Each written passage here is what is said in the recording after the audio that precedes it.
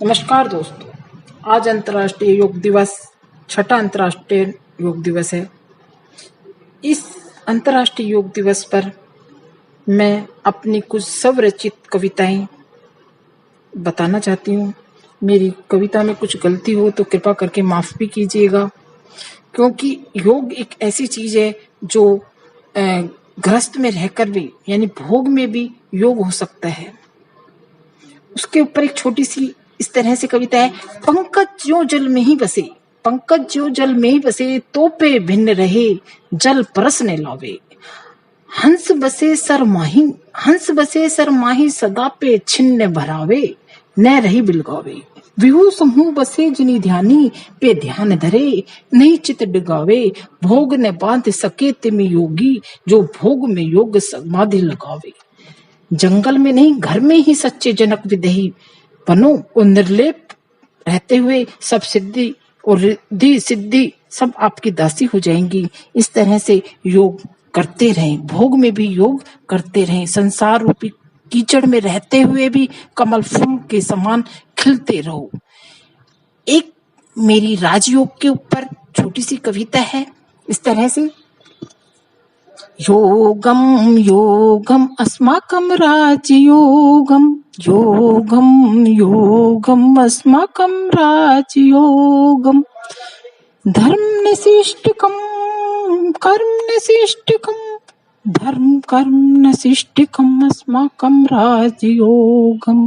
नीति संस्कृतं रीति संस्कृतं, नीति रीति संस्कृतं अस्माकं राजयोगम। योगम योगम अस्माकं राजयोगम। न शस्त्रधारकं न शास्त्रधारकं, न शस्त्र शास्त्रधारकं अस्माकं राजयोगम।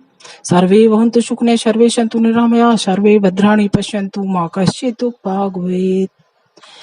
अयं निजपरो वेति गणना लघु चेतसाम्, उदारचरितानां तु वसुधैव कुटुम्बकम्। पूरी पृथ्वी को अपना कुटुंब मान करके कार्य करना चाहिए, कोई अपना पराया नहीं। क्योंकि इस समय जो विपदा आ रही है, जो वैश्विक महामारी है, उससे निपटने का एक योग ही प्रमुख साधन है। ये सिद्ध करके दिखा दिया योग के द्वारा, राजयोग के द्वारा, मन की आत्मा की पवित्रता के द्वारा ही सब विपत्तियों का विनाश हो सकता है। हेल्दी लाइफ, स्वास्थ्य ही जीवन है, और स्वस्थ जीवन के लिए स्वस्थ मस्तिष्क की जरूरत होती है, और स्वस्थ मस्तिष्क स्वस्थ शरीर में रह सकता है। इसके लिए योग करना बहुत जरूरी है। आज अंतर्राष्ट्रीय योग दिवस पर मैंने योगा किया, योगा करवाया भी। और गीता में, श्रीमद् भागवत गीता में भी श्री कृष्ण भगवान ने कर्म योग भी कहा है कि कर्मण्य अधिकारस्ते मा फलेषु कदाचन। कर्म करते रहो, ये भी एक योग है, ये भी एक योग शब्द संस्कृत के युज धातु से बना है, जिसका अर्थ है जोड़ना। सब जुड़ करके घर में रह करके इस वैश्विक महामारी पर काबू पा सकते हैं योग के द्वारा। वाइब्रेशन भी आएगी योग के द्वारा। एक राजयोग वो विद्या है, वो योग है जो मन पर नियंत्रण करता है। मैंने पिछले मेरी वीडियो में राजयोग का महत्व बताया था, और आज की वीडियो में मैं ये शारीरिक हठ योग, हठ प्रतीक का में 14 प्रकार के योग बताए हैं।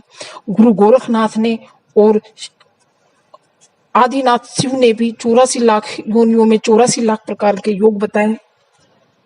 ये योग अलग अलग तरीके के हैं, उसके अलग अलग फायदे हैं। शरीर स्वस्थ रहता है योग करने से, मांसपेशियां मजबूत होती है। योगों की अलग अलग विधि है, अलग अलग प्रकार हैं।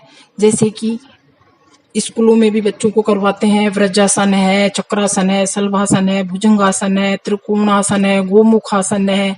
इनसे शरीर सुदृढ़ होता है, मांसपेशियां मजबूत होती है। लेकिन राजयोग के द्वारा मन की शांति मिलती है। मन, आत्मा और शरीर की शांति के लिए राजयोग करना पड़ता है। कुछ आसन, प्राणायाम, योगासन, हस्त पद्मासन वगैरह ये करने से शरीर ही पुष्ट होता है, लेकिन राजयोग के द्वारा मन की शांति मिलती है। कुछ नियम भी होते हैं योग करने से पहले क्या करें, क्या खाएं, क्या पिएं और किस तरह का व्यवहार रखें, वो मैं मेरी अगली वीडियो में बताऊंगी।